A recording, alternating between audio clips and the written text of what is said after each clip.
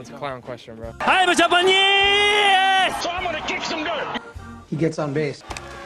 Just a bit outside. I'm not the type of player that's going to be Johnny Hustle. If you don't want me to watch the ball, you can go get it out of the ocean. And welcome to the show to be named later, where we're talking baseball kind of whenever. I'm your host, Chris Gianta. Over there on the other side of the screen is Daniel Curran. Welcome to part 2 of our history episode. How are we doing? I had a great time talking about Steve Carlton, and I'm excited to talk about the 1997 Cleveland Indians. Yeah, one of the staples of the 90s was the Cleveland Indians, and one of the better teams, or maybe the best team of this kind of dynasty that never was the 97 Indians. And, you know, they definitely suffered the most heartbreak for sure, which we'll get into later. We will. But this was a weird season for Cleveland and how it started. So in 1996, they went 99-62, obviously really good, but they lost in the division series 3-1 to the Baltimore Orioles. And this was a huge transition year because Albert Bell left for the White Sox in free agency. I actually did not know this going into this. I just assumed he was on the team. He was not. He left for the White Sox. He left in the division for free agency. Eddie Murray was also on the 96 Indians. It was kind of the later portion of his career, but he left for Anaheim. And the Indians traded Jeff Kent to the Giants and got Matt Williams in return to be the third baseman. They signed Tony Fernandez in free agency. So already, this is a pretty new look team. But then, on March 25th, just days before the start of the season, absolute bombshell from John Hart, the Indians' general manager. With a week before the season, the Indians traded reliever Alan Embry and franchise center fielder Kenny Lofton to the Atlanta Braves for Marquise Grissom and David Justice, which was a crazy move. They decided that they weren't going to be able to afford Lofton, who was in a contract year, so they decided to get 2 other outfielders for him. So this was a completely new look team that was going to try to defend their title in the American League Central in 1997. Yeah. So they had you can call it an offensive April, you can call it an offensive April. Whichever way you want to call it, it works. During the month, David Justice and Sandy Alomar were they were the 2 best hitters in the American League. Justice put up a weighted runs created plus of 218, and Alomar put up a 211 weighted runs created plus. And they were the first pair of American League teammates since Fangraphs began collecting splits data in 1974 to reach 200 weighted runs created plus through the first month of the season. How about that? That's right. I mean, they were on a torrid pace through the month of April. And Jim Thome wasn't far behind them. He slashed 338, 505, 600 for an 1105 OPS during the month, a 468 WOBA, 184 weighted runs created plus, and Thome had an AL leading 25.7% walk rate. He was walking once every game just about. And the Indians had by far the best offense in baseball during this month. An 8.8 FWAR from hitters was a full win better than the next team in the majors, which was 7.4. They had 49 home runs as a team. The next best in the majors was 38.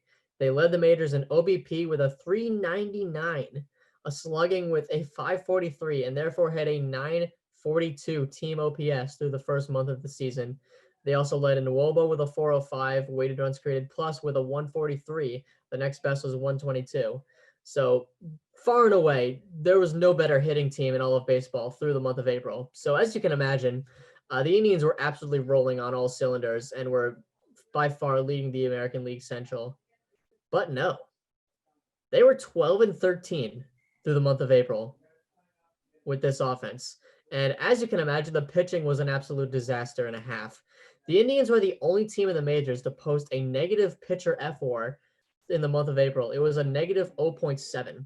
They had the worst FIP in the majors with a 561, and they also had the worst home runs per 9 and the worst BABIP. That was a 1.62, and a .342 for home runs per 9 and BABIP. The rotation had a 7 ERA. A 7 ERA. and the rotation also had the worst FIP in the majors with a 541. The bullpen had a negative 1.1 FR, which was the worst in the majors. And just to name some individuals, Oral Hershiser was 2-0 with a 6.06 ERA. 2-0. He didn't lose a single game. He won 2 games with a 6.06 ERA. How about this one? Charles Nagy, 4-1, really good record, a 4.99 ERA. And then Chad Oega, 2-2 with a 6.98 ERA. And at least 10 runs were scored between the two teams in 21 of the Indians' 25 games in the month of April. That is 84% of games with at least 10 runs scored. Yeah, it was a very surprising way to start a season, to say the least. And that leads them into the month of May, where they're starting to turn it around a little bit, especially the rotation. And the Indians had the second lowest rotation ERA in the American League in the month of May. David Justice, through the end of May, total from April and May, he was slashing 383, 483, 754 for a 1238 OPS, along with 16 home runs and 44 RBI, all over the span of 2 months. The Indians were 27-24 after May 31st, and that was good enough to give them first place in the American League Central by 1.5 games. And on May 9th, Charles Nagy, a guy who had previously been struggling, kind of capped the month. He was 2-0, so he wasn't struggling. Yeah, that's true. Charles Nagy was able to pick up even more than what he was doing in the month of April.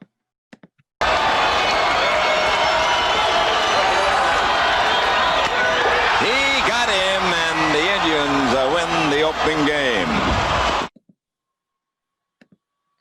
So for Charles Nagy, that was a very good game. On that night, he threw 9 innings, allowed 7 hits, no runs, 2 walks, and 11 strikeouts for a game score of 82. And in the month of June, it was more offense. This time, it was a lot from their great catcher, Sandy Alomar. And June was the month of catcher Sandy Alomar. He started a hit streak on Daniel's negative third birthday, May 25th, exactly 3 years before he was born. And he kept it going through the entire month of June. And during the month of June, he slashed 420, 473, 617 for a 1064 OPS with 34 hits in 20 games. He was hitting 420 during the month of June. And ironically, Jim Thome was the Ted Williams to his Joe DiMaggio. Jim Thome was slashing 289, 404, 783 for an 1187 OPS. Better slugging and better OPS than Sandy Alomar. And Thome also had a 482 WOBA and a 193 weighted runs created plus in the month of June. Do you want to explain the metaphor of Williams and DiMaggio? Yeah, so it's not the exact same comparison, but we covered this in part 1 of episode 38 for the Ted Williams episode, ironically enough. But Joe DiMaggio is known for his 56 game hit streak, which is legendary in its own right. But Ted Williams had a better. Ted Williams not only had a better OPS, but he also had a better average during Joe DiMaggio's streak. And it's not like Ted Williams played like the same amount of games. He just had a better average OBP, slugging, and OPS than Joe DiMaggio during Joe DiMaggio's streak. So, it's a big ups for Ted Williams. So the metaphor there is Jim Thome was actually better than Sandy Alomar, even though Sandy Alomar is getting recognition for hitting 420 in the month of June. and also, starting a big hitting streak. So that's the metaphor there. So then on July 6th, Sandy Alomar entered this July 6th game with his hit streak sitting at 29 games. So here is what Sandy Alomar is able to do with this hit streak at 29. Martinez is in the hunt again this year. That's no surprise. This could be trouble. Cooper can't get him.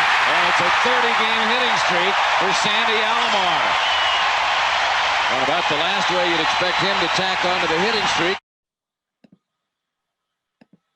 So a 30-game hit streak there from Sandy Alomar. A whole entire month he was able to hit safely, at least in terms of games. And Alomar's 30-game hit streak remains the longest in Cleveland Indians history since 1915. So the one caveat there is that Nap Lajoie had a longer one when they were the Cleveland Naps. But ever since they did the name change to the Indians, Sandy Alomar is the leader to this day. Yeah, and also if it changes, it will remain that forever. That's true, because it has to at this point, because like the Indians already said that they're going to consider it. I feel like you can't consider it and then just be like, no, we're good. Actually, we're going to keep it. We met up with some people, and we're actually going to decide to keep it. We actually like it. Yeah, actually, we're going to bring back Chief Wahoo too. Why not? Yeah. So now we head into the All-Star game, and the Indians finished the first half 44-36, 3.5 games up in the American League Central. The Indians had 4 hitters at the break with at least 150 weighted runs created plus. Tomey had 71, Justice had 170, Alomar had 163, and Manny Ramirez had 156. No other team had more than 2 of such players. The Indians had 4. And this Midsummer Classic was extra special because it was hosted by the Indians. Sandy Alomar, David Justice, and Jim Tomey were all represented by the Indians in the game. Jim Tomey actually participated in the home run derby. We're not going to talk about his performance, though. It was, let's just say, if you want to Google Robinson Cano's, I think it was his 2012 performance. Yep. Yeah, it was one of those. Yeah. National Leagues 2014. Yeah. Yep. Anyway, before the All-Star game, the Indians played tribute to franchise legend Larry Doby. And Larry Doby was the first African-American to play in the American League. And Doby's accomplishment was almost 50 years to the exact day of the All-Star game. He made his Major League debut on July 5th, 1947. And the All-Star game was held on July 8th, 1997. And I wanted to just take a brief moment here to recognize Larry Doby because his accomplishments get virtually zero recognition. And he was kind of dealing with the same stuff that Jackie Robinson did. I mean, he literally debuted 2.5, 3 months later, was playing in, similar environments when he went on the road. So, yeah, I really wanted to point that out. And that's not to take away from anything Jackie Robinson did, of course, but I think Larry Doby deserves his due for being the first AL player to break that color barrier. Yeah, and like Larry Doby, Jackie Robinson wasn't going to the same cities as Larry Doby was, so he was, it was new to everyone. Exactly. For better or for worse. Yeah. So on to the actual game. In the bottom of the 7th inning, Sandy Alomar came up in a 1-1 ball game with a man on, trying to play the hero in his home park. Into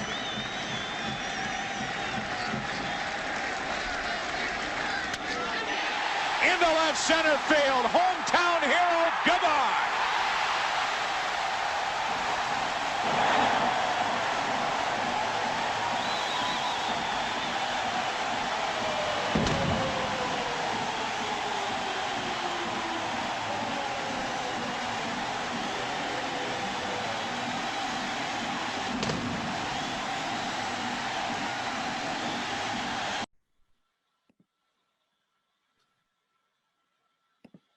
So with that home run, the American League went up 3-1 in the game. They would win by that score. And Alomar became the first player in Major League history to win All-Star Game MVP in his own ballpark. Yeah. Sandy Alomar making history with that on the heels of a 30-game hit streak, nonetheless, doing some amazing things for the Indians. And the Indians were kind of inconsistent after this All-Star break, after they were well represented in that All-Star game. The Indians won 6 of their first 8 games in the second half and actually bolstered their division lead to 5.5 games. So I guess out of the gate in the second half, they're doing pretty well.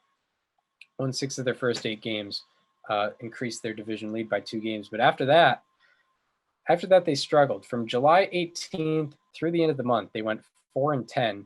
And the second place Milwaukee Brewers, that's right, Milwaukee Brewers, were just 2.5 games back of the Indians. So then after July, it was go time.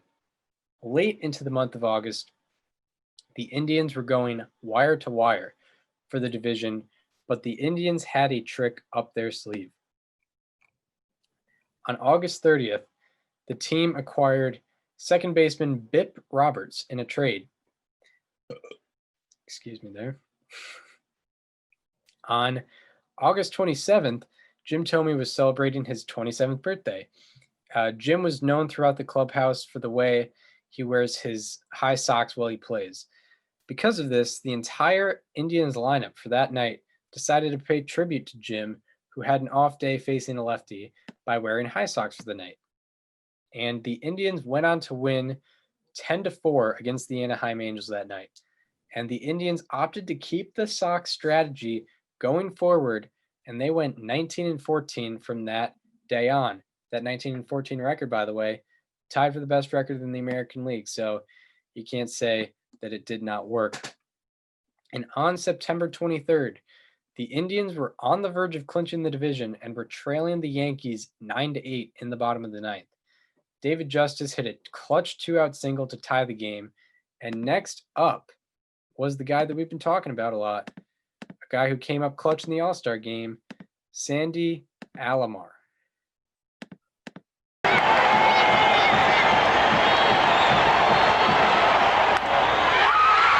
Soft shot, it goes through, game over.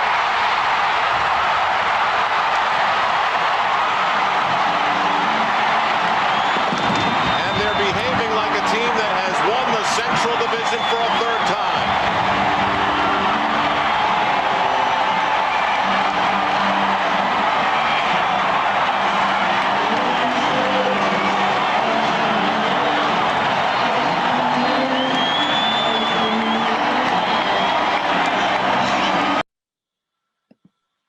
So the Tribe are once again American League Central champions, and they ended up finishing the season 86-75. Yeah, so now the Indians, we're going to meet the members of the Tribe, as I call them.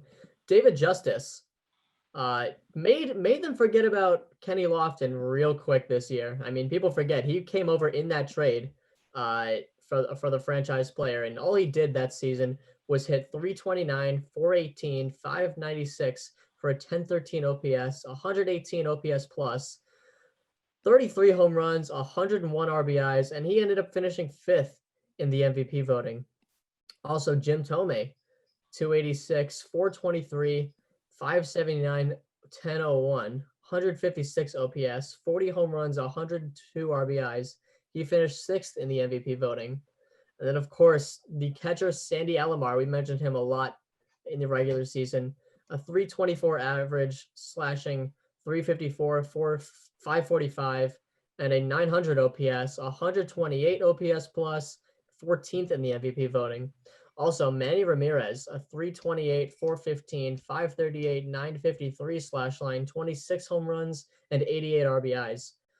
In the bullpen, the closer, Jose Mesa, had a 2.40 ERA and 16 saves. Also in the bullpen, people forget that years after recording, songs like Smooth Criminal, like Thriller, like Beat It, Michael Jackson actually did join the Indians bullpen, and he did pretty well in 1997 with a 3.24 ERA with 15 saves. So not bad from the king of pop there. And also, Paul Ossenmacher had a 2.94 ERA, and he didn't allow an earned run between June 18th and August 29th, with 23 and 2/3 innings pitched during that time. Also, 21-year-old rookie Jarrett Wright went 8-3 with a 4.38 ERA and finished 5th in the Rookie of the Year voting. Mike Hargrove, the manager, finished 6th in the Manager of the Year voting, and every Indians home game was sold out for the second straight season. How about that? Yeah, I mean that they were the American League team, most consistent American League team of the 90s, and they drew crowds when they were successful, and it looked like the ownership kind of cared about the team. Mm-hmm. So now they're in the American League Division Series against the New York Yankees. They are going into the Bronx, which is that's the defending World Series champions, and it's never a fun crowd to go into, but that's what the Indians got to do. And in Game 1, the Indians put up a 5 spot in the first inning, which was capitalized by a 3-run home run by Sandy Alomar. Later in the fourth, with a 5-1 score, Bip Roberts delivered an RBI single to put another run on the board for Cleveland. And later on, it was 6-3 Indians in the bottom of the 6th, and Eric Plunk was out for his second inning of work in relief. After giving up a 2-out RBI single to Ray Sanchez, he promptly allowed for Tim Raines, Derek Jeter, and Paul O'Neill to hit back-to-back-to-back home runs. That made it an 8-6 Yankees ball game, and the Yankees actually ended up winning by that score. So that's a really, really tough first game to swallow, especially in a best-of-5 series. Like the Indians, they have to find a way to come back from that because the Yankees have all the momentum. Yeah, for sure. Mm-hmm. So now we're in Game 2. The Indians were once again in trouble after Jarrett Wright allowed 3 runs in the first inning. The score would stay 3-0 until the top of the fourth. With 2 outs in the inning, David Justice hit an RBI single. That was followed by a Sandy Alomar RBI single. And that would be followed by a Jim Thome RBI single. And that would be followed by a Tony Fernandez 2-run double. So that is 5 2-out runs scored in the inning. And then in the next inning, Matt Williams looked to put a lock on that game.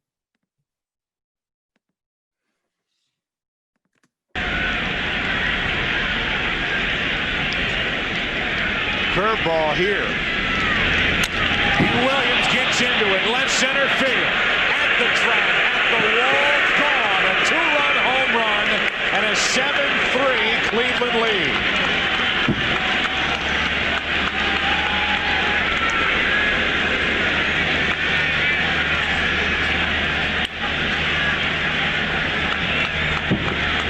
That ball just sitting about thigh high to Matt Williams. He did not get it down, but Williams got it up. So that just about did it for that game. The Indians won 7-3, and they did not allow a run after the first inning, so that was big. And now it's a 1-1 game going into Cleveland, a 1-1 series going into Cleveland. And then in Game 3, David Wells of the Yankees had a very, very 90s-esque pitching line. 9 innings pitched, 5 hits, 1 run, 0 walks, and 1 strikeout. The one Indians run came on a ground out, and they gave up 6. So the Yankees won the game 6-1. They were now up 2-1 in the series. So now in Game 4, the Indians have their backs to the wall, and the Yankees got 2 early runs on RBIs from O'Neill and Cecil Fielder. After that, Charlie Hayes would try to add on. Little floater to left. They'll bring home Martinez. The throw from Giles. In time and out at the plate to end the top of the first inning. Brian Giles guns down Tino Martinez. So an absolutely amazing play, both on the throw by Brian Giles and the tag by Sandy Alomar there to gun the runner down to the plate and prevent it from being 3-0. Yeah, very, very big defensive play. Shows you, all the outs matter, especially in an atmosphere like this. So now in the second inning, David Justice led off for the Indians, looking to get the Tribe on the board.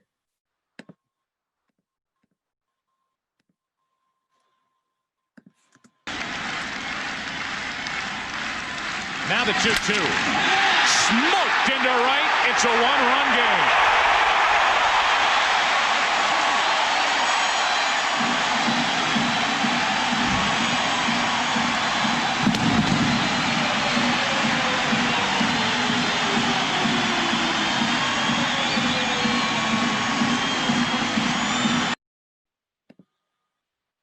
So that would make it a 2-1 game. And it would stay that way for quite a while, as Orel Hershiser was dealing for the Indians and Dwight Gooden was dealing for the Yankees. So now, bottom of the 8th, the Indians are just 2 innings away from elimination. And it's a 2-1 game. Sandy Alomar came up against Mariano Rivera with 2 outs, down to their last 4 for their season.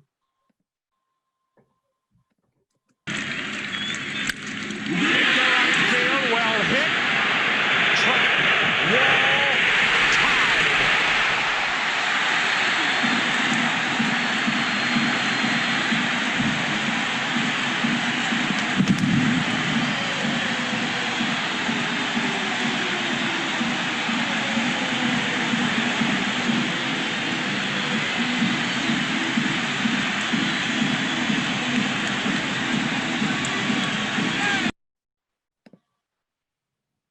So the game is tied and the Indians have life. So now in the 9th, Marquise Grissom leads off with a single and Bip Roberts bunts him to second. So now the winning run is on first with 1 out, and little Omar Vizquel tried to be the hero for the Indians. Off Mendoza, base hit. There will be Game 5 tomorrow night.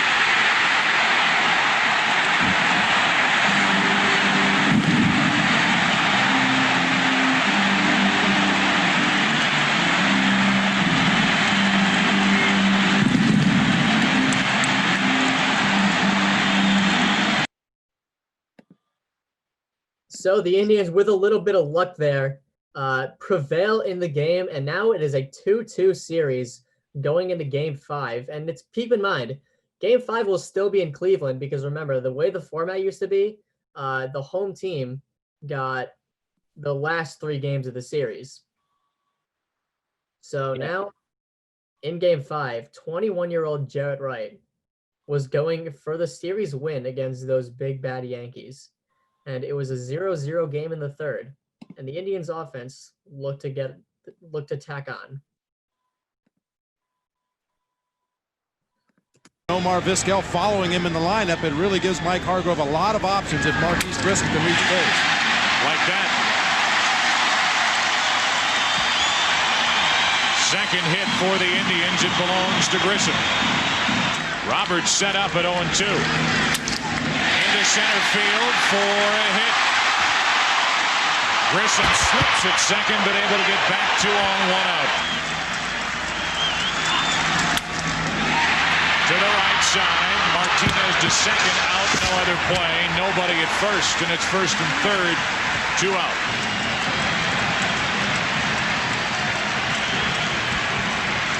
First and third, 2 out.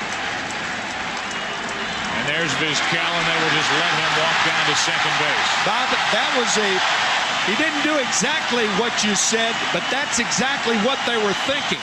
They actually wanted the throw from Pettit to first base. Now second and third, 2 out. Into center. Williams back over his head, and the Indians take a 2-0 lead.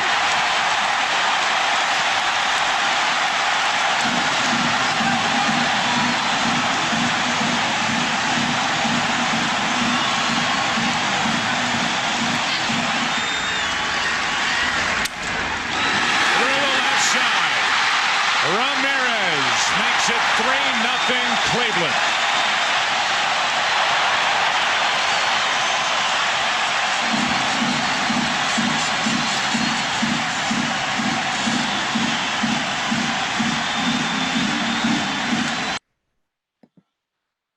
So now it is a 3-0 Indians lead in Game 5. And through the first 8 innings of the game, the Yankees were just 2 for 11 with runners in scoring position after the Indians got out of jams in the 7th and 8th. And then in the 9th, Paul O'Neill hit a 2-out double, and Jose Mesa had an opportunity to turn that 2 for 11 into a 2 for 12 to finish off the series.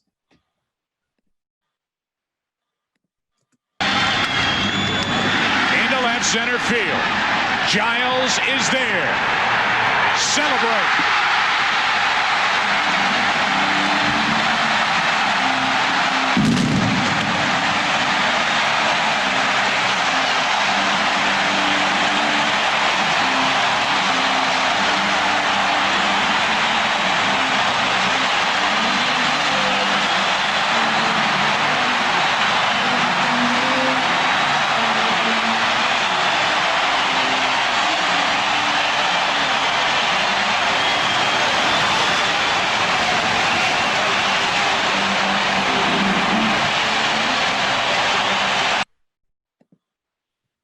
The Cleveland Indians have defeated the Yankees, and they're going to the American League Championship Series, where they will fight to get their revenge on the Baltimore Orioles for the previous season.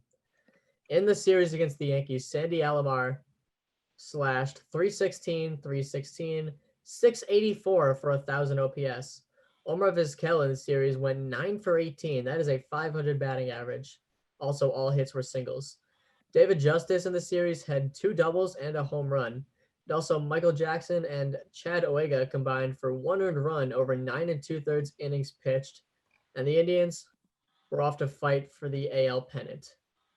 So now we are on to the American League Championship Series, where they are rematching against the Orioles. Last time was the ALDS. This time it's the ALCS. So Game 1, the Indians offense, the high-flying offense, could not figure out Scott Erickson as he went 8 innings of shutout baseball, and the Indians could only manage 1 at-bat with runners in scoring position, and the Orioles won 3-0.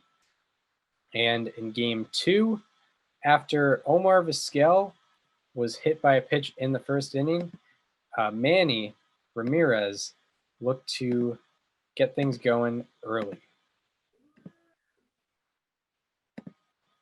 3 balls and a strike on Manny Ramirez. Into center field, well hit. Brady Anderson at the track, at the wall. He won't get this one. Manny Ramirez, a 2-run first inning home run. And the Indians jump out in front here in Game 2.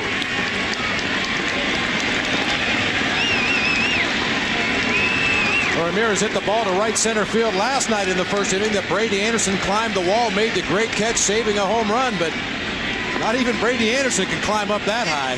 That ball. So Manny Ramirez gives the Indians the 2-0 lead in Game 2 of this championship series. So in the third inning, Cal Ripken Jr. tied it with a 2-run bomb of his own, making it 2-2. And the score would stay that way until the bottom of the 6th, when Mike Bordick hit a 2-run single to make it 4-2 Orioles. And in the top of the 8th, after 2 strikeouts and 2 walks, Marquise Grissom, the newly acquired, sort of new, the first-year Indian, Marquise Grissom, was trying to get the Indians the big hit when they needed it. So here's Marquise Grissom with 2 men on and 2 men out. They're not worried about Alomar. They're worried about Tomei scoring. He represents a tying run.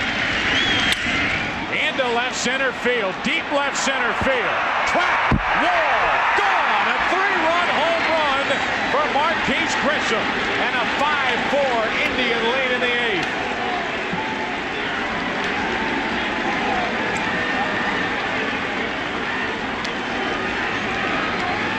Two walks in the inning, and bang from Grissom.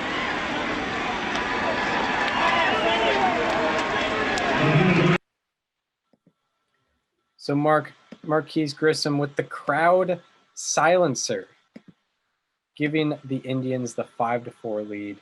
And the Indians ended up winning by that score, 5-4, with a big win, tying the series 1-1. And then on to Game 3. Game 3 was a complete and total pitcher's duel. It was 0-0 heading into the 7th inning, and it was all about who was going to blink first between Orel Hershiser and Mike Messina. So we are going to see who would eventually blink first. To the shortstop, pass boarded into center. Here comes Tomey, and the Indians take a 7th-inning lead.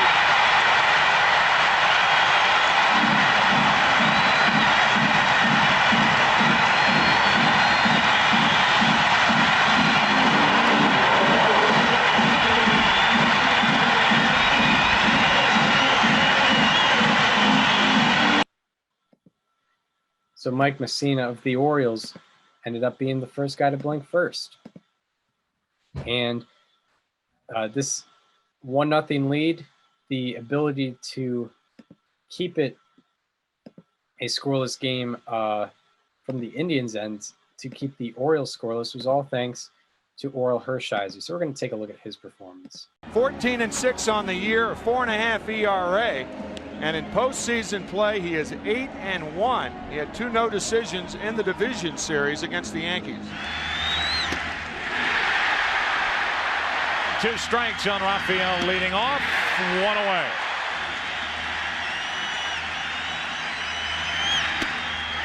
That's 3 in a row. Got the side.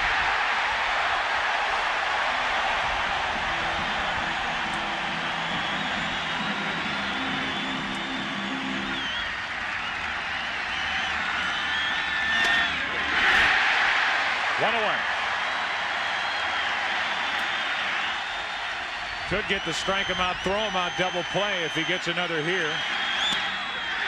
Strike him out, throw him out. And the inning-ending double play to end the top of the 3rd. Hershiser, 6 strikeouts. And the double play ball to second. Robert starts it, Vizquel in the middle, 2 out. Skied into right field. Manny Ramirez frozen for a moment. Tries to find it. Does. Inning over. Another double play chance. 6, 4, 3.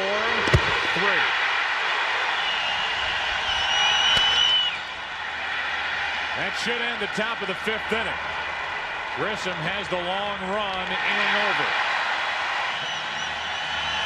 Not moving, and the ground ball to 3rd. So now they don't start the runner, and it's a 5-4-3 double play. Throw the pitch when you're ready. Now the ground ball to Williams at 3rd. Again, the Orioles put their leadoff man on, only to watch a double play ball follow. He'll go on this 3-2 to Palmeiro.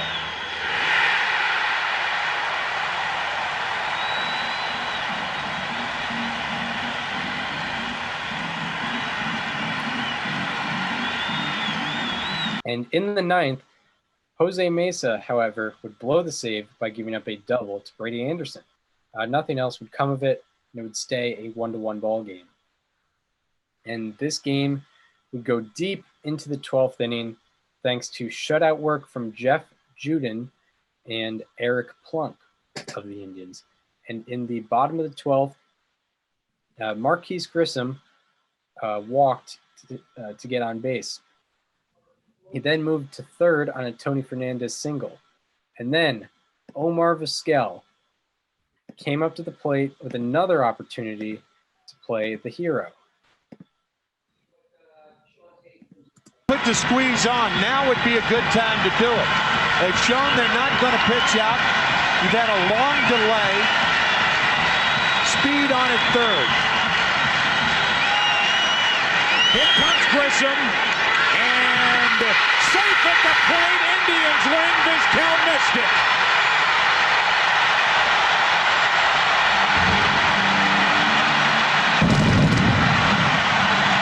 Davey Johnson arguing that the ball was fouled off by Vizquel. Davy's saying you've got to get some help, that it was a foul ball. It looked like it was a foul ball to me.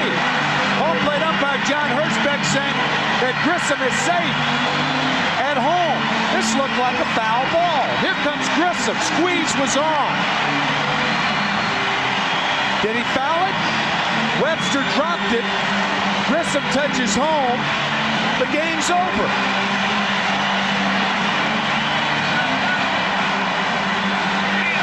A 12. So the Indians win the ball game on that failed suicide squeeze attempt, giving them the 2-1 series lead. How about that? Don't really see a lot of games. The image of Grissom just trotting home after that mistake, it's like it goes perfectly with Randy Arozarena's dive into home in Game 4 of the World Series this year. Like the mistake by the catcher just leads to the confusing winning run. It's perfect. Yeah, very reminiscent. No one really knows what's going on in either play. Yeah. So then we move on to Game 4. And the Orioles struck first on a double by B.J. Surhoff. And in the bottom of the second, Sandy Alomar was looking to retaliate with some Indians runs of their own.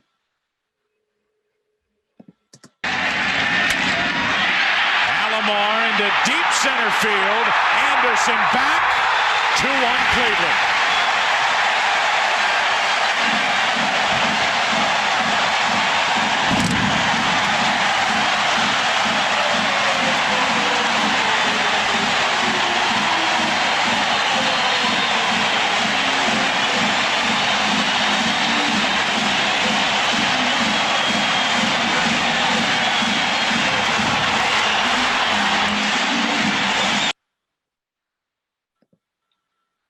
So Sandy Alomar gives the Indians the lead to make it 2-1 Cleveland. And then, unfortunately, this lead would not last as Jarrett Wright gave up 4 runs on 3 home runs in the third inning, making it a 5-2 game with the Orioles winning. And then the Indians chipped away in the fourth on a Marquise Grissom RBI single. And Manny Ramirez looked to chip away even more to decrease the lead.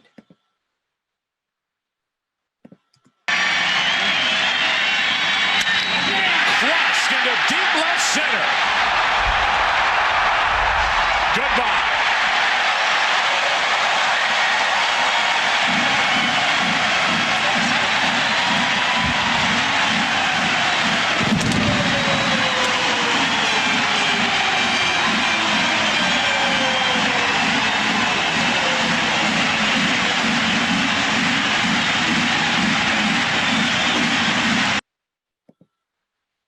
So Manny Ramirez decreases the lead, makes it 5-4. And later in that inning, Sandy Alomar tied it on an RBI single. And with the bases loaded and 2 outs in the inning, Marquise Grissom was looking to give Cleveland back their lead.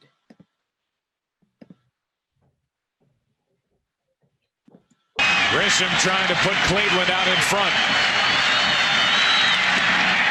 In the dirt. To the plate. The runner is safe. Justice scores, and now here comes Alomar. 2-run score.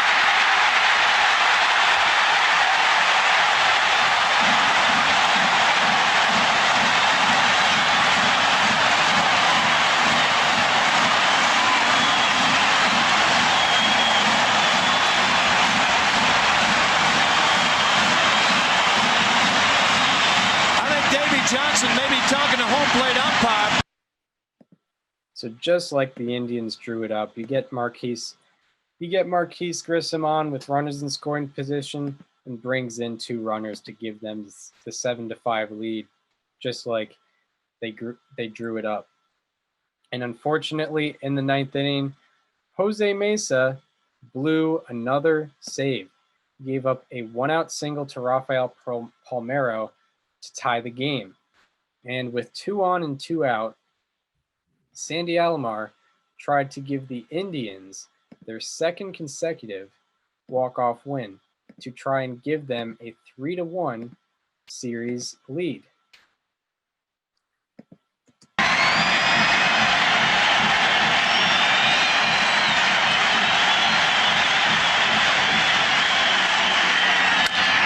Into left center field. Indians win.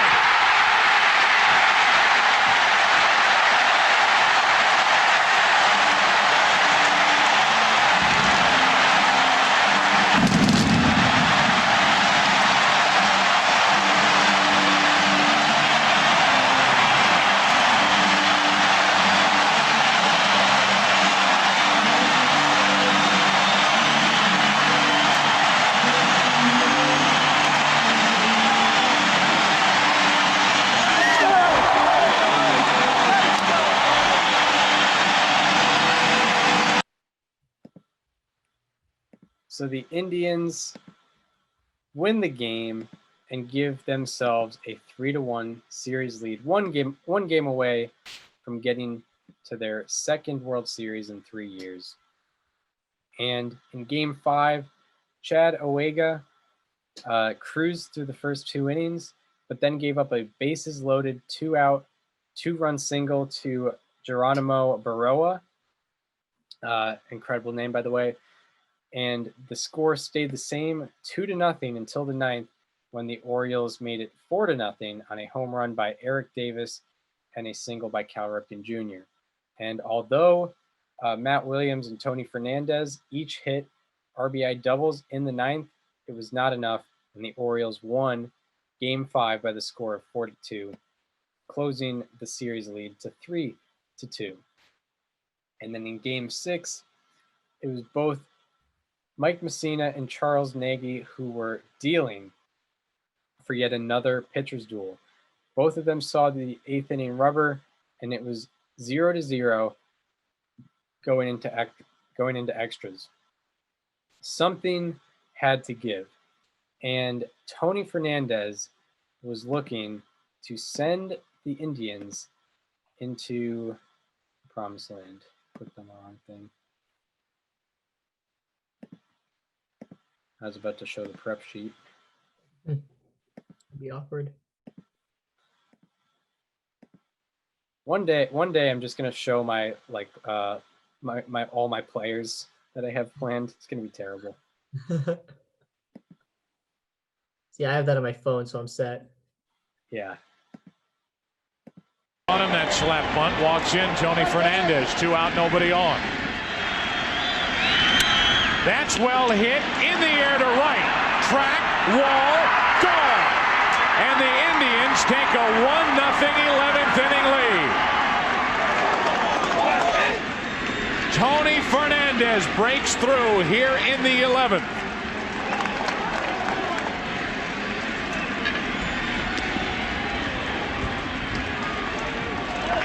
And the Indians dugout treating that home run almost like it's the bottom of the 11th instead of the top of the 11th. It looked like a fastball out over the plate, and he knew it immediately. Clapped his hands 2 feet out of the box. Gone. So Tony Fernandez puts the Tribe on the board, giving them the lead in extras.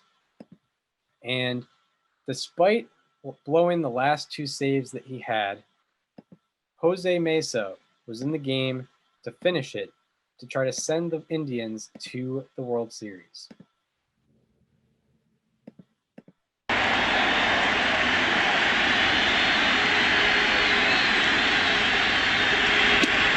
Strike 3 called, and the Indians are headed back to the World Series.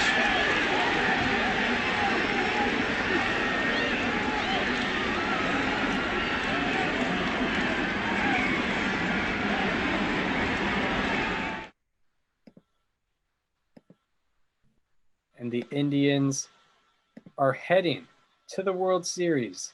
Cleveland rocking once again. So we should note the players to highlight of this American League Championship Series. Tony Fernandez hits .357 with a 438 on-base percentage, 643 slugging, and a 1080 OPS along with 1 home run. Manny Ramirez hits 286 with a 1063 OPS. The Indians pitching as a whole in this 6-game series had a 2.95 ERA. And normally we don't highlight stats for the other team. It feels necessary, especially because the guy had some bad luck with his offense. Mike Mussina of the Orioles, 0-0 with an 0.60 ERA in 15 innings pitched. I mean, you got to point him out. And, you know, you got to shout out the Indians pitching staff as well for being able to combat that and not allow him to win any games despite allowing only 1 run in 15 innings pitched in 2 starts. Pretty wild. That's right. So the Indians are now in the World Series for the 2nd time in 3 years, like Chris mentioned, and they are playing the expansion Florida Marlins. The Indians drew early blood in Game 1 as David Justice singled off Livan Hernandez to make it a 1-0 game. The Marlins then tied it in the 3rd against Hershiser when Edgar Renteria hit an RBI groundout. And then in the 3rd, Moses Alou and Charles Johnson hit back-to-back home runs to make it a 5-1 game for the Marlins because the Alou home run was a 3-run home run. So later on, Jim Thome stepped up looking to chip away. You know, years ago, Bob, there was a rule. Ball clubs had rules. You had to wear your pants at a certain height, depending on. In the air to left, this ball is well hit. Alou is going back, and it clears the scoreboard for a home run. Alou was trying to decoy him into breaking into a trot on the off chance that it hit the top of the wall and it was still in play, and it did not clear that scoreboard by very much. And there is the first home run for Jim Thome in the postseason and since mid-September to the opposite field where many of his home runs go. Well, I'm just going to state this now. I need someone to create a petition for Bob Costas to call the World Series on some sort of alternate broadcast because he needs to do it. I mean, he's so good at what he does. And I would love to see it just for every series. Like Mad Fast Excursion does it. I want Bob Costas doing it as well. Yeah, for sure. I agree with that. That man is an absolute legend. Like he's been in and around the game. Well, I mean, obviously this is before we were alive, but like it feels like he's just been there since the start of the game. Like it feels like he was announcing like Old House Radbourne's 60 win season. Yeah. And there it is, number 60. From Old House Radbourne. So anyway, the Indians also scored on a Brian Giles double in the 9th, but it wasn't enough. The Marlins won Game 1, 7-4, and went up 1-0 in the series. So in Game 2, the Indians actually had an identical first inning to the previous night with another David Justice single, making it 1-0. And it would soon be tied on a Jeff Conine single. So in the 5th inning, the Indians took the lead on a Marquise Grissom single, and 2 batters later, Bip Roberts looked to do some more damage. And there's some proof. Renteria can't get to it. 1 run home. Here comes the second. And it's 4-1 Cleveland. Bip Roberts is a .300 hitter. And Vizquel has not had a lot of success over his career against Brown. He's had a couple of hits today, but I still would rather face Vizquel with a runner on base than Bip Roberts. Kevin Brown goes right after him. This is a sinker over the middle of the plate, and he hits it right back through the middle. Brown almost barehanded it, but he decided not to, which was wise. And 2-run score. So the Indians tack on, and they have a pretty nicely handled lead, 4-1 in this game. And then in the 6th inning, Sandy Alomar looked to tack on even more with a runner on first. They couldn't accomplish that on the road in the first 2 games in '95 at Atlanta. Here's a rocket to left, and this one's not coming back.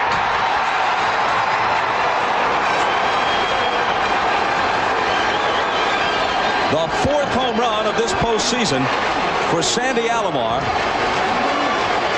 makes it 6-1 Cleveland. Well, if you can tell me you can hit a breaking ball any harder than Alomar just hit that one, you'll never make a believer out of me. Brown with a breaking ball. Joe talked about Brown going more. So the Indians take a 6-1 lead, and they win by that score to send it back to Cleveland, tied 1-1. So now in Game 3, Gary Sheffield hit a quick homer in the first, but the Indians answered, scoring 2 runs in the bottom of the first on RBIs by Matt Williams and Sandy Alomar. The Marlins tied it in the third once again with Sheffield, but with a walk this time. The Fish took a lead in the fourth on a home run by Darren Dalton, but the Indians retook the lead on a walk to Vizquel and a 2-run single from Manny. So it was a 5-3 Cleveland lead. And in the bottom of the fifth, Jim Thome looked to extend it.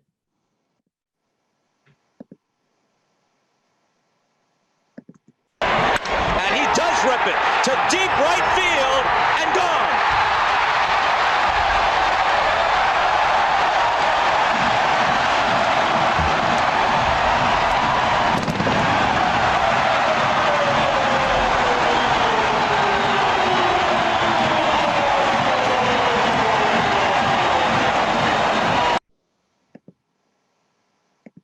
Though it is a 7-3 Indians lead, and they are rolling in this one.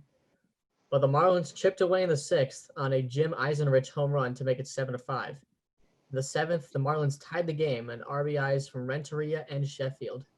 Going into the ninth, it was a 7-7 ball game, and Eric Plunk was on for the Indians, looking to lock it up and put the Indians in a position to win it in the ninth.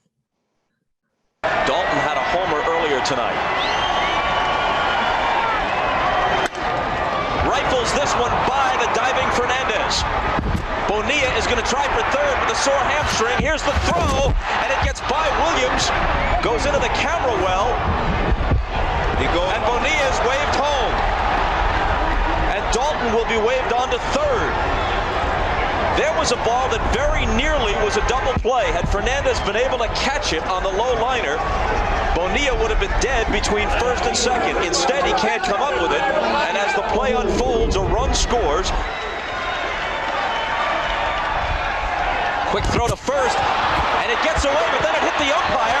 Now Thome can't pick it up in time, and Dalton slides home. At first, they caught a break when the ball hit Greg Kosk and bounced back to Thome. If Thome had picked it up right away, he had a play on Dalton at the plate, but he couldn't find the handle. Hitting it hard, Fernandez has it bounce away. It's all unraveling for the Indians here in the ninth. Make it 10-7. From the Indians' perspective, almost everything that can go wrong in a single inning has gone wrong here. As a 7-7 game turns to 10-7 and now more. Sheffield on the first pitch knocks home 2 more with a single to right. What a night he has had.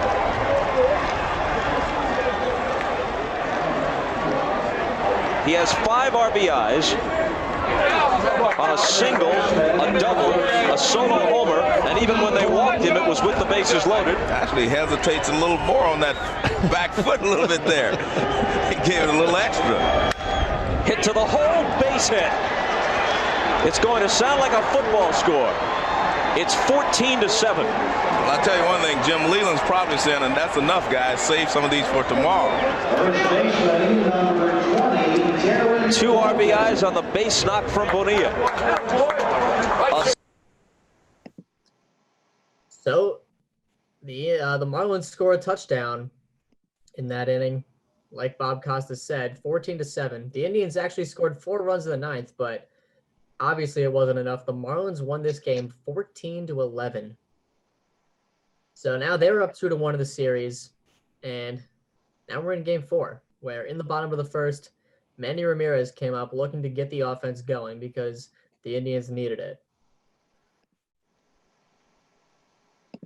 Exactly styling, but I think warmth rather than fashion is the number one concern here. Here comes Santa Claus. Here's the 1-0. In the air to right. Sheffield going back. Sheffield to the wall. Goodbye.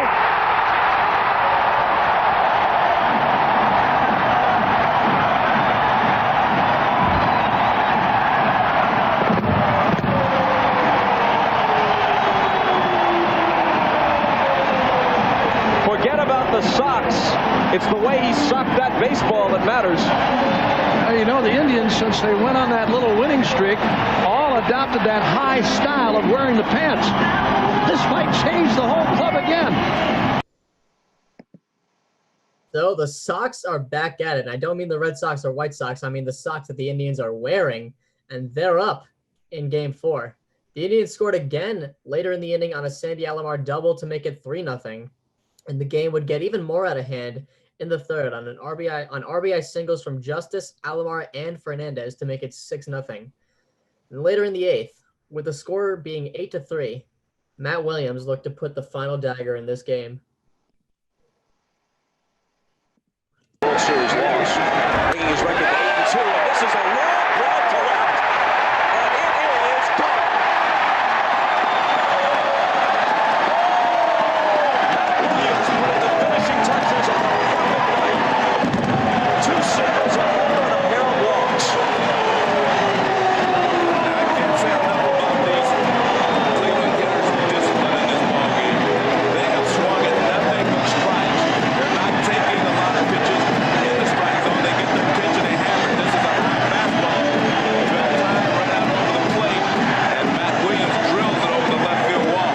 But they have all shown a lot of discipline in this ballgame and have been able to get pitches to hit. You watch this one go out. So the Indians tie the series at 2, and we got a fall classic on our hands. 2-2. It's a best of 3 at this point. And in Game 5, with the Indians trailing 2-1 in the third, Sandy Alomar hits a 3-run home run to put the Indians on top 4-2. However, this would be reversed in the 6th as Moises Alou hit a 3-run jack of his own to make it 5-4 Florida. The Indians went into the 9th trailing 8-4. They got within 1 run after RBIs from Justice and Tomey, but they fell short. The Marlins went 8-7, and now the Indians had their backs to the wall once again. And now we're back in Game 6, back in Miami, and the Indians were desperate for a win, and they would take any offense they can get because they needed it all year. They've had it all year, and they'll take it even if it comes from their pitcher.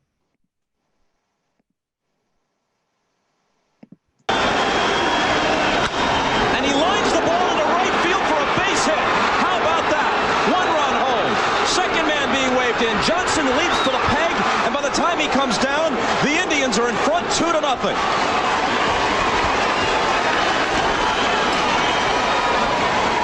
Wow.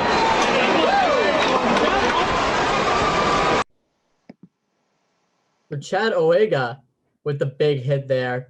The Indians actually got 2 more runs throughout the game on a Manny Ramirez single and a Manny Ramirez sac fly. Oega drove in more runs than he allowed through 5 innings. And in the 9th inning, Jose Mesa looked to force a Game 7. Roll to third. Williams. Game 7 tomorrow night.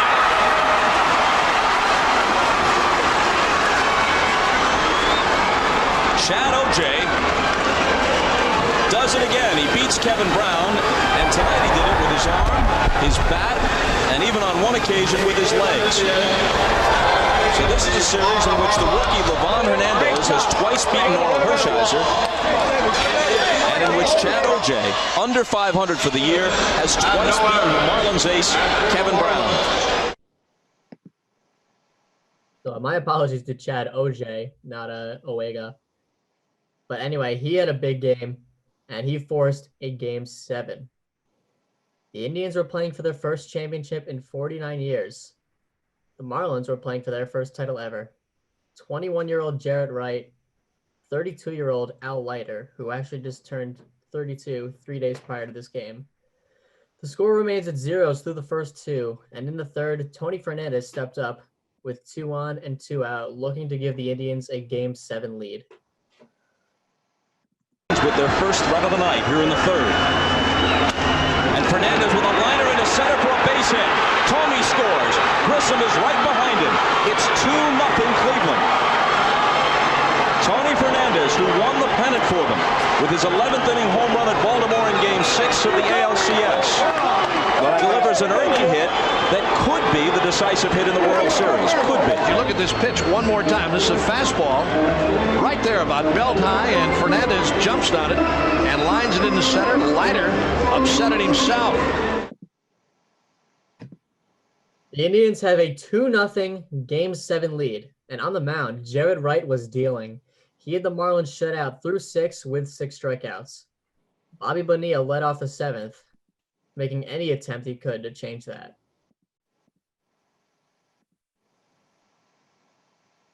Fans settle back in after the 7th inning stretch, and Bobby Bonilla launches one to deep right. Bonilla sends one out of here.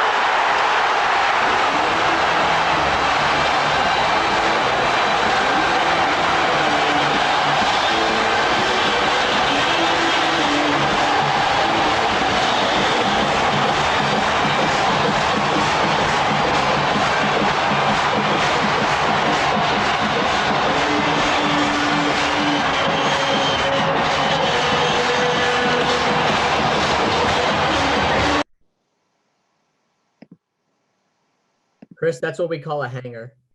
That pitch was not supposed to be as high in the zone as it was. Yeah. So it's a 2-1 game. In the 9th, the Indians were threatening with men on the corners with 1 out, and Marquise Grissom tried to get some needed insurance for Cleveland. Then the closer for Jim Leland. Here you see what he's done. 3 innings pitched, 7 hits, 5 runs. His control has been a problem for him. I mean, he has no movement on his fastball. He's a very hard thrower. Now the 2-1. A bouncing ball, potential double play. Now Renteria comes to the plate, and Johnson with the tag on Alomar. Well, Renteria had trouble getting it out of his glove again, but he made the right play. In the air to left. Alou has the play. It's a 1-run game as we go to the bottom of the 9th in Game 7 of the World Series. So the Indians are now 3 defensive outs away from a World Series. Jose Mesa is back on for the save. Obviously, he's been very on and off the postseason, but they needed him to be on in this game. He gives up a leadoff single to Moses Alou, but then strikes out Bonilla. So there's 1 on and 1 out. After Charles Johnson singled, Alou went to third. So now Mesa's in a jam, and it would be tricky to get out of it as Craig Counsell was standing in his way.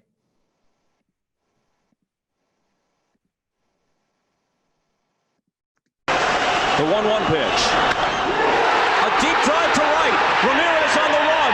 Makes the catch. Tagging is Alou. Game 7 of the World Series is tied.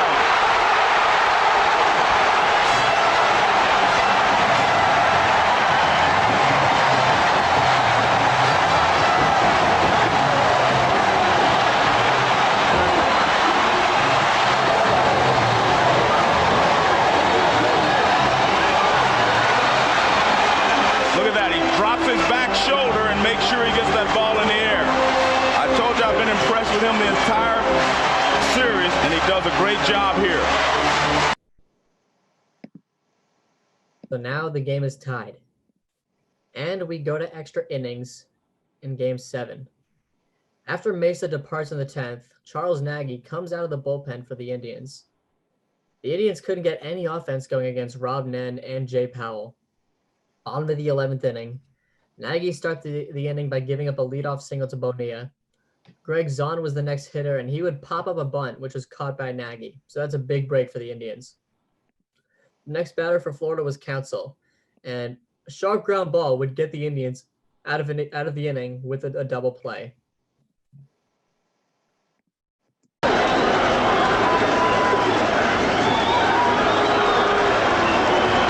Nagy deals, and Counsell punches it to the right side. Fernandez has it go through him. Bonilla will try for third. Ramirez up with it, but there's no play on him. Bonilla dives in.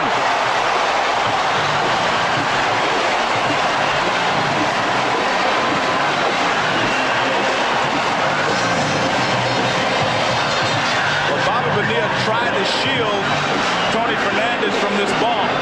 Let's see if he does a good job. See, he waits right there, and then he lets it go past him. I'm not so sure if that caused Fernandez to miss it, but that's what Bobby Bonilla was trying to do. And then he hustles on around to third base. And So the Marlins now had the winning run on third with one out.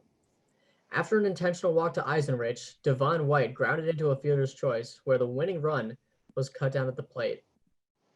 Bases loaded, 2 outs, and Edgar Renteria stepped up. The Indians trying to get it to the 12th, Renteria trying to end the whole thing. Pitch. A liner off Nagy's glove into center field. The Florida Marlins have won the World Series.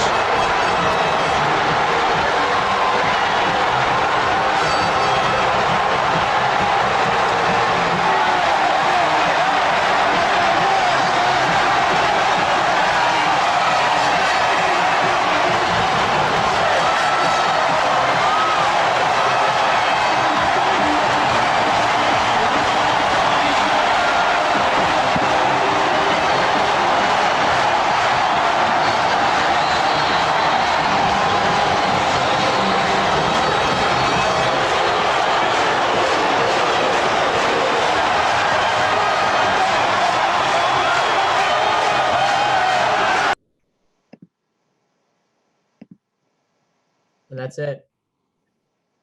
The Indians had the best offense in the league. Their pitching struggled throughout the year. And in the end, they get heartbroken in the World Series. Some of the names in the series that performed well. Matt Williams /385, 515, 538, 1054 with a home run, 3 RBIs, and 7 walks. Sandy Alomar, a 367, 406, 600, 1006, 2 home runs, and 10 RBIs. Tony Fernandez, you can blame him for the error, but A, he got you there by hitting that home run in the ALCS, and B, during the World Series, he slashed 471, 444, 529, 974, and he was also all the offense in that game. Jim Thome, 286, 397, 571, 965, and also Chad OJ, 2-0, a 1.54 ERA, 11 2/3 innings pitched. So, with this team, obviously it's hard not to look at the heartbreak because it's the one glaring thing. And there's a lot of different things you can blame it on, because allegedly Jose Mesa was calling off basically the pitches that Mike Hargrove was calling, because I guess that was the only time all year that Hargrove was calling the pitches for Mesa. And he kept shaking him off and throwing whatever he wanted, which led to, the base hits, the fly balls that scored the tying run, stuff like that. You can look at the Indians not getting it done with runners in scoring position in the 9th. You can look at the 14-11 game where they, the defense sort of combusted when they needed it most. You can look at a lot of different things, but ultimately the team just didn't get it done. However, they were extremely resilient, and they were lucky to even get to that point. I mean, they were 4 outs away from getting eliminated by the Yankees. They could have lost that game. They also could have lost game 5 because the Yankees went 2 for 12 with runners in scoring position. They could have lost the Orioles on several different occasions, but the pitchers had some big outings against Mikey Mussina, and they could have just lost in game 6. So regardless of how it ended, the fact that they got to that point, they had to fight for it. And also this team, they proved that they could win no matter who was on the field. They traded Kenny Lofton. They got rid of Albert Bell. Eddie Murray wasn't on the team. So many staples on that team were not there in 1997, and they still got it done. They still got as close as they could have ever come. And, the legacy is always going to be the heartbreak, but I think people need to recognize that this team had to fight super, super hard just to get there.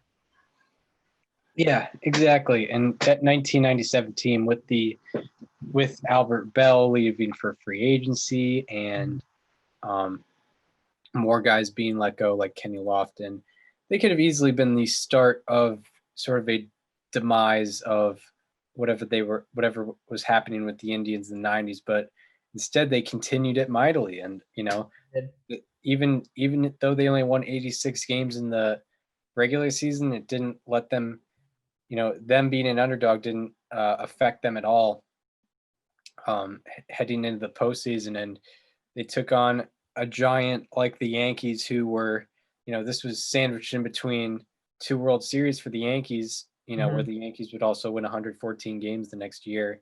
So obviously a very good Yankees team. And, 2 pitchers were able to outduel Mike Messina in a legendary postseason series for Messina. Yeah, absolutely. Nailed it right there. They were absolutely resilient. So that kind of closes the book on the 1997 Cleveland Indians. Obviously the ending is hard, but the fact that they got there was just as much of a fight. Yeah, very much so. And, they were down in a series twice and came back twice. Down in the series against the Yankees and down in the series against the Marlins. And they were down 1-0 against the Orioles. Yeah, they were down 1-0 against the Orioles. So in every series they came back in their own way. They faced elimination 3 times. They won 2 of those times. It's 4 times. Twice in the division series, twice in the World Series. Twice in the division series. That's true. Yeah, they were 3-1 in elimination games, and unfortunately, that one is a big deal, and that's the one that's going to get remembered. The way it happened. What? And especially in the way it happened. Especially in the way it happened, but I guess luckily for Fernandez, he didn't blow a lead. He gave him the lead. That would have been 1-0. We wouldn't have even been the bottom of the 9th if not for him. It would have been a 1-0 Indians lead. Yeah. So it's tough that he kind of gets scapegoated, but he was a big part of that team. So does that close the book on the 1997 Indians? It does. So that leads us to our favorite part of the show, where we're going to be seeing what our week looks like. We're going to be picking our players and teams for the next week of history. For those unaware, we started doing after pretty much it was a guarantee that baseball was not going to be played in March, April, May for sure, and eventually June and most of July. We figured we're not going to have a lot to talk about. How about we just pick a player and team to talk about historically, like Steve Carlton, like the 1997 Cleveland Indians. So we decided to pick 30 players, 30 teams, 1 for each franchise with the teams. And now our list is cut down to 13 now. We still have them numbered 1 through 15. We randomly assign them numbers through computer randomization, and each of us picks the other. So I pick a number to get the team we're going to be talking about, and Daniel picks a random number to pick the player we are going to be talking about. So I picked first last week. Yes, he did. Daniel, what player are we going to be talking about next Wednesday or next Thursday? Player number 13. Player number 13. We've covered most of the eras of baseball history, but we've kind of yet to tap into the era that this guy has played in. We've covered, guys from the dead ball era. We've covered guys from after the dead ball era, but what about pretty much immediately when the live ball era was starting? Also, this guy's regarded as one of the greatest right-handed hitters of all time. I think I know who it is. Do you want to take a guess? Is he a middle infielder? No, he's a corner infielder. Oh, then go ahead. The player we are going to be talking about next Thursday is Jimmy Fox. Jimmy Fox, one of the best home run hitters there ever was. Yes, he was the second man to get to 500 home runs. I was thinking Rogers Hornsby. Oh yeah, that would have been a very good guess. Yeah. So Jimmy Fox. We're going to be talking about him. There's a lot to unpack with Jimmy Fox. There is. Yes. A lot to unpack. I'm excited to be talking about him He next had one week. of the best starts to it. Like he started young too, and he hit the ground running as soon as in his years basically. Yeah, very young, very young. So now I am going to be picking the team that we are going to be talking about. We're going to be talking about team number 1. Team number 1. Okay. This team was so good that not even Mother Nature itself could stop them. Mother Nature was absolutely shook with how good this team was. We are talking about the 1989 Oakland A's. Oh, our earliest team yet. Mm-hmm. Oh, we get to talk about Ricky Henderson's postseason run again. We do. We get to talk about him. We get to talk about Dennis Eckersley, the Bash Bros, both of them. We get to talk about Tony La Russa. Stewart, Bob Welsh. Yeah. Tony La Russa. I think so. I think it was. Wow. Yeah, Tony La Russa. Perfect. Yeah. The earliest team so far that we've done. The 1980s. So we've done 2. Okay, hold on. So we're doing an era we haven't done with Jimmy Fox and a decade we haven't done with the 80s. Yeah. Late yeah. 80s. Exactly. Yeah. Like I said, Mother Nature was literally shook at how good this team was. Yeah, we've yet to do a player that's played in both the 20s and 30s, which Jimmy Fox has done, and we've yet to do a team from the 80s. So there we are. Love it. There we go. So we hope you enjoyed the second part of our history episode, our 17th history episode, 70th overall episode with the 1997 Indians. My bad. And if you're listening on Apple Podcasts or Spotify and want to watch the videos with us, subscribe to our YouTube channel. It is called STBNL with Chris Gianta and Daniel Curran. Also, follow us on social media. Follow me on Twitter at Chris_Gianta. Follow Daniel on both Twitter and Instagram at Daniel_Curran. And follow our show Instagram at STBNL Podcast. And we hope you enjoyed our Steve Carlton. And also we would like to thank Baseball Reference, StatHead, Fangraphs for this part of the episode, and MLB on YouTube for this part of the episode. None of this would be possible without them, for sure. So we hope you enjoyed our Steve Carlton 1997 Cleveland Indians episode, and we hope to be talking to you we hope to be seeing you on next Tuesday, where we're going to be talking about all MLB news, and we hope to be talking to you also on Thursday and Friday. We're going to be talking about Jimmy Fox and the 1989 Oakland Athletics. See you then.